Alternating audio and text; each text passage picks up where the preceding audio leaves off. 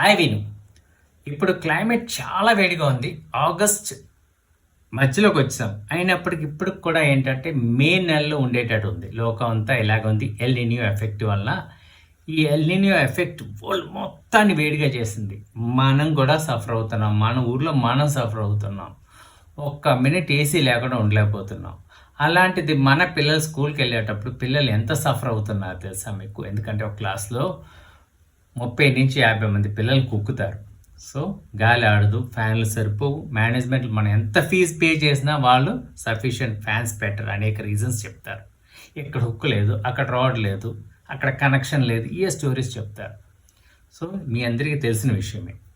తర్వాత వెంటిలేషన్ కూడా, cross ventilation కూడా సరిగ్గా ఉండదు. ఈరోజు స్కూల్స్ అని ఎక్కడున్నా తెలుసు మీకు, అపార్ట్మెంట్స్ ఇళ్లలో స్కూల్స్ రన్ అవుతున్నాయి.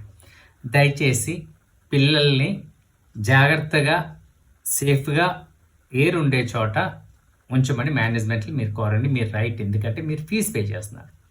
రెండోది, మీ పిల్లలు ఇంటి దగ్గర బయలుదేరేటప్పుడు ఇప్పుడు సింగిల్ వాటర్ బాటిల్ తీసుకెళ్తే సెకండ్ వాటర్ బాటిల్ కూడా ఇచ్చి పంపండి. వాళ్ళని సఫిషియెంట్గా వాటర్ తాగమని చెప్పండి. బికాస్ డిహైడ్రేషన్ జరుగుతుంది, అదేవిధంగా స్వెట్టింగ్ ఎక్కువ ఉంటుంది. Is it not? తర్వాత చాలామంది పిల్లలు ఏంటంటే వాటర్ ఎందుకు తాగరంటే వాష్రూమ్స్ బాగోవని. ఇది ఇంకో ప్రాబ్లం. సో ఇది మనం ఎంత డబ్బులు పే చేసినా ఆ వాష్రూమ్స్ క్లీన్గా పెట్టరు. సో ఏంటంటే మనం ముందు పిల్లలు నేర్పించాలి, flush before and after use అన్నది నేర్పించాలి. అది మిగతా పిల్లలు చేయనప్పుడు మన పిల్లలు కూడా ఇబ్బంది పడతారు.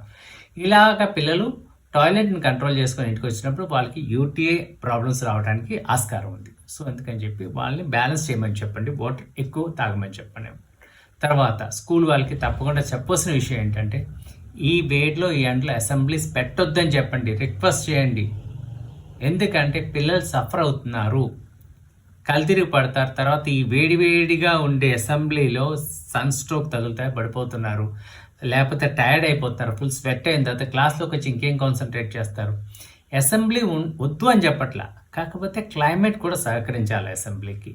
అదేవిధంగా డ్రిల్, మార్చ్ ఫాస్ట్, తర్వాత గేమ్స్, ఇలాంటి యాక్టివిటీస్ కొంచెం షేడ్ ఉన్న చోట ఆడిపించమని చెప్పండి. బికాస్ క్లైమేట్ మారే వరకు ఇది మన పిల్లల కోసం మనం చేయవలసిన డ్యూటీ అండ్ రెస్పాన్సిబిలిటీ.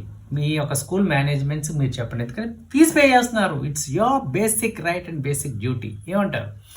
సో ఇంకొక విషయం, ఈ వీడియో మీకు నచ్చితే 10 మందికి షేర్, ఎందుకంటే నాలాంటి పేరెంట్స్కి రీచ్ అవుతుంది. సో ఈ యొక్క చిన్న హెల్ప్ చేయండి. Thank you.